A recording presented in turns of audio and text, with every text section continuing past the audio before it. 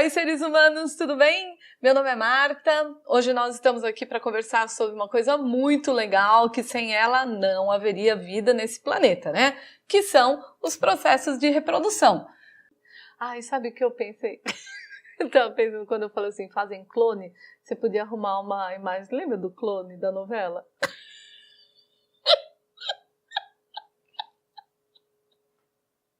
O clone! Seres, então olhem só, na reprodução sexuada, lembrem-se bem, né? Essa reprodução garante pra gente a variabilidade genética. Por quê? Porque a gente fez um processo para a produção dos gametas, fez o processo de meiose, né? Lá na reprodução assexuada era mitose. Aqui a gente tem que fazer um processo de meiose para poder fazer a produção de gametas. Então dá uma olhadinha nisso aqui, gente. Tanto animais como vegetais se reproduzem sexuadamente. Só que é o seguinte, o órgão reprodutor do animal é chamado de gônada. Tudo bem? Gônada. O órgão reprodutor do vegetal é chamado de gametângio, ou seja, produtor do gameta, certo? Do animal, gônada. Do vegetal, gametângio. Então, olhem só, como é que se chama a gônada dos animais? Feminina, gente, que a gente já sabe. Ovário. Tá? Por que eu falei que vocês já sabem tudo de reprodução sexuada? Porque a gente você teoricamente já assistiu às nossas aulas lá, né? De reprodução, as nossas aulas que a gente viu a parte toda de embriologia, tá? Então, o ovário é a nossa gônada feminina. E masculina, gente, como é que se chama? Testículo. Tá, gente? Então, nós sabemos que os animais têm testículo para a produção de gameta masculino e tem ovário para a produção de gameta feminino. E como é que se chama o gameta feminino que a gente já sabe também? Vamos lá. Se chama ovócito. Quando é que ele passa a se chamar óvulo, gente? Depois de fecundado. Como é que se chama o gameta masculino, gente? Espermatozoide, né? Que a gente chamava aí, né, carinhosamente de SPTZ, certo? Espermatozoide, tudo bem? Então, esses são os gametas masculinos e femininos dos animais produzidos nas gônadas, tá? Como é que se chama o gametângio feminino do vegetal? O nome é meio esquisitinho, ó. É arquegônio. É meio esquisito, né? Sugestão de nome para filho, tá? E masculino, gente, anterídeo. Gente, isso daqui vocês vão ter que achar, sabe, fazer uma cópia, pendurar lá na geladeira para você não esquecer jamais. Por quê? Arquegônio feminino para vegetal, anterídeo masculino para vegetal. Tudo bem? Como é que se chama o gameta feminino do vegetal? Oosfera. Olha que legal, né? E o masculino, anterozoide. Certo? Por quê? Espermatozoide, né? No testículo. Anterozoide é produzido no anterídeo. Tudo bem? Então, gente, isso daqui é um quadrinho para você não esquecer jamais. E nós sabemos que se é reprodução sexuada, tanto ovócito, espermatozoide, como oosfera e anterozoide foram produzidos a partir de uma divisão celular chamada meiose, onde houve o quê? A variabilidade genética, porque aconteceu o quê, gente? O crossing over ali, quando todos os cromossomos masculinos, os cromossomos, né, que estão lá no gameta, no ovário ou lá nos testículos, nas células aí de origem, se misturam para garantir a variabilidade genética, tá? Aí o que vai acontecer, gente? Eu vou ter uma fecundação, né? Porque eu tenho gameta masculino e feminino, gameta masculino e feminino. E tem que ocorrer o quê, gente? Uma fecundação. Então, para a reprodução sexuada, nós também temos que pensar no quê, gente? no processo de fecundação. E aí a fecundação? Essa fecundação, ela tem dois tipos, né? É o que nós chamamos de fecundação interna, quando eu vou ter esse animal, tá?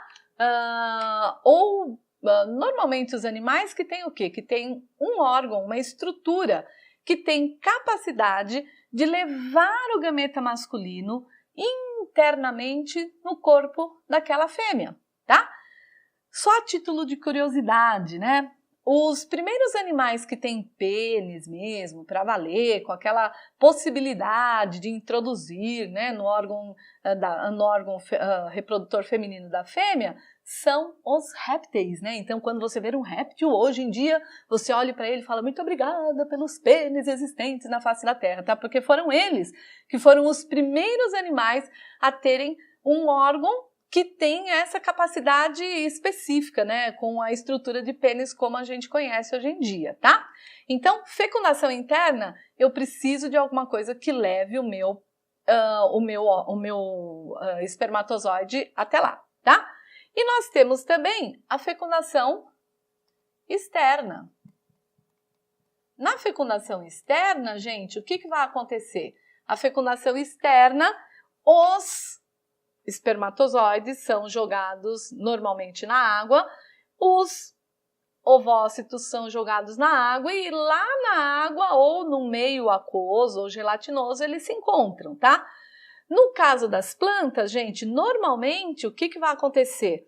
O anterozoide é liberado no ar e esse anterozoide ele vai até a osfera levado por alguém, né? Então, ou um pássaro, ou um inseto, ou mesmo morcegos, tá? Eles conseguem levar esses anterozoides até o local onde nós temos a osfera para que haja uma fecundação e normalmente essa fecundação é uma fecundação interna, né? Dentro do ovário daquela planta, tá? Porque isso daqui, logicamente, que só para vegetais superiores, tudo bem? No caso nosso, né, dos animais, nós temos lá aqueles que têm condições de produção de pênis, etc., ou qualquer uma espícula, né, que vá fazer a fecundação interna, ou se não, esses gametas são jogados na água, no meio aquoso, para que nós possamos então ter a fecundação externa, tudo bem? Uma vez fecundado, o que vai acontecer? Esse organismo tem que se desenvolver, certo? Nas plantas, a gente vai ter um capítulo especial para elas. Nos bichos, o que acontece? Eu vou ter animais que são ovíparos, animais que são vivíparos e animais que são ovivivíparos. Olha que nome legal. Então, vamos dar uma olhadinha neles só para a gente encerrar aqui. Então, seres fecundou, né? Ou internamente ou externamente, nós vamos ter aí o desenvolvimento dos nossos filhotinhos, né? Então, esse desenvolvimento ele pode se dar de três maneiras. Ovíparos, certo? Os animais ovíparos, quais são eles, gente? Por exemplo, aves, né? Aves todo mundo conhece, ela se desenvolve sempre dentro do ovinho que foi posto pela mamãe, certo? Nesse ovo, nós vamos ter toda a condição, um monte de vitelo para esse bebê se desenvolver. Um réptil, por exemplo, também é um ovíparo, dependendo do réptil, né? Então, se eu falar, por exemplo, de tartaruga, cágado, eles são ovíparos, tudo bem? Nós vamos ter também animais que nós vamos chamar de vivíparos, certo? Esses animais vivíparos, o que acontece? Eles se desenvolvem dentro do útero da mãe. Então, quem são eles, gente? São os mamíferos placentários, né? Porque os mamíferos monotremados, como o caso do ornitorrinco, ele é um ovíparo, tá? Os mamíferos placentários, e é isso que a gente sempre tem, né, que ter em mente, esses mamíferos placentários, eles fazem o quê, gente? Eles se desenvolvem dentro do útero da mãe, então por isso que ele é chamado de vivíparo. E aí nós vamos ter um intermediário, gente, que nós chamamos de ovovivíparo, tá, gente? ou alguns autores chamam ovivíparo, certo? Ovivíparo, olha que interessante aí esse nome. O que acontece com esses animais, gente? Eles vão se desenvolver dentro de um ovo, mas dentro do corpo da mãe. Olha que engraçado isso, né? Então, nós temos aí algumas serpentes, principalmente serpentes peçonhentas aqui no Brasil, que acontece o quê, gente? O bebezinho tá lá dentro do ovo, só que a casca do ovo ela não é uma casca muito sólida. E aí o que acontece, gente? Acontece que esse ovo fica dentro da mãe, não tem uma placenta, nem um útero, mas fica lá dentro da mãe o seu desenvolvimento. Nessa imagem que eu estou mostrando aí para vocês agora, é um esqueminha disso, né? Dos animais ovíparos, então tem aí uma tartaruguinha para vocês poderem ver. Os vivíparos, como é o caso de todos os mamíferos placentários, e os ovivíparos, no caso aí das serpentes, né? Algumas serpentes, alguns tubarões, tá? Que eles também têm esse tipo de desenvolvimento. Tudo bem? Uma vez que a gente visualizou tudo isso, nós vamos ter que só a última coisa de reprodução, que é os animais que são, que têm os dois sexos no mesmo animal e animais que têm sexos diferentes, tá? A gente vai dar uma olhadinha nisso agora. Seres, então, olhem só. Só para finalizar aqui, né? Então, nós temos o seguinte. Tanto animais como vegetais podem ser considerados monóicos e dioicos. O que será que é isso, né? O que será que é monóico?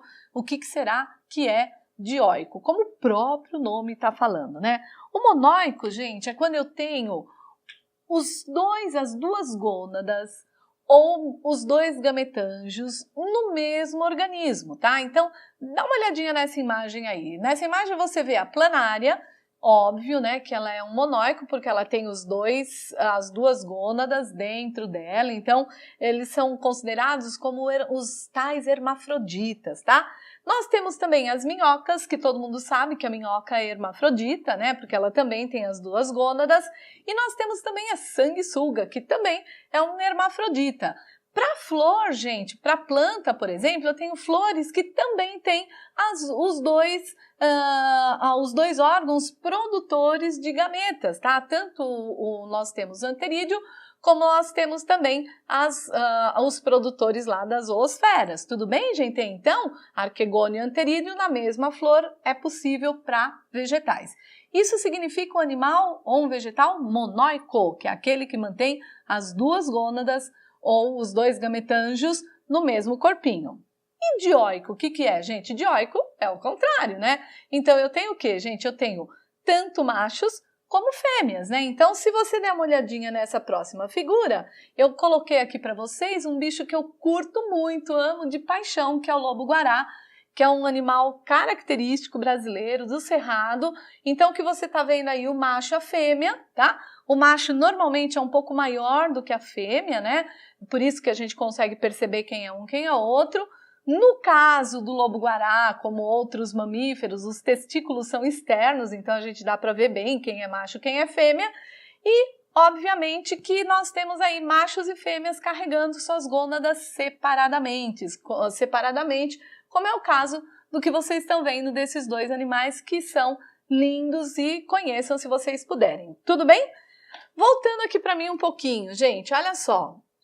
Além, né, de monóico, dioico, principalmente quando nós temos lá os animais e vegetais que são dioicos, existe uma coisa que nós chamamos de dimorfismo sexual. Ai, o que é isso? Dimorfismo sexual. Existem animais que possuem, e plantas também, né? Existem animais que não possuem, certo? Então, olha só. Gente, olhem essa imagem que eu vou mostrar para vocês agora. Isso daqui é um macaco que se chama mandril. Dá uma olhadinha na cara do macho olhando para frente aqui pra gente. Primeiro que ele tem uma cara brava pra caramba, né? E segundo que ele tem uma coisa muito interessante, que ele tem assim, se você olhar a face dele, é idêntico a coloração dos testículos e do pênis. É uma coisa muito interessante. Ele tem o que nós chamamos, né, de... Ele mostra na face que ele é macho, que quando ele está em período de reprodução, a face dele fica muito forte, esse azul, esse vermelho fica muito forte, imitando lá testículo e pênis desse bicho, tá? Então, e a fêmea é essa menorzinha que está do lado. O que significa isso? Você consegue perceber quem é macho e quem é fêmea. Isso que é o dimorfismo sexual. Dá uma olhada nessa outra imagem, gente. Quem nunca viu aí quem que é esse? Pavão, né? Sabe que o macho é esse que abre esse leque maravilhoso, lindo, né? E a fêmea, ela é um pouco sem cor. Ou seja, ela tem uma cor mais tímida, justamente para poder se esconder lá no meio das plantas quando ela está com os filhotinhos, tá? Então, esses dois exemplos possuem dimorfismo sexual. Esse próximo que eu vou mostrar, dá uma olhadinha nisso. É um casal.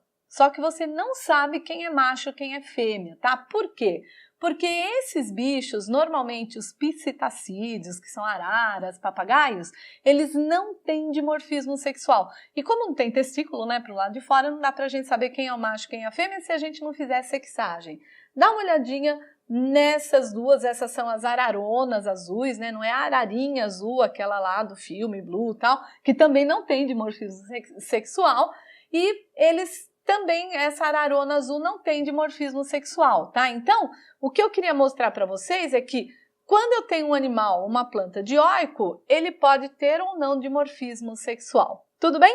Só para finalizar mesmo, para valer, a última coisa que eu queria falar para vocês é que em todo o processo de reprodução existe uma variação, que é uma variação que nós chamamos de partenogênese. O que significa isso, gente? Significa que, como o caso das abelhas, das formigas, dos cupins, das vespas, tá? O que acontece? A gônada feminina produz os gametas femininos e esses gametas não precisam ser fecundados para que ele possa gerar novos filhotes, tá? Então, a partenogênese é um tipo de reprodução que eu tenho uma fêmea que tem capacidade de produzir gametas, que esses gametas não precisam ser fecundados para que haja a produção dos seus filhotes. Claro que os filhotes todos nascem com a característica da mãe, tudo bem? Gente, então de reprodução é isso, aproveitem, estudem bastante e a gente se vê na próxima aula, tá bom? Um beijo grande e até mais! Pronto, acabou.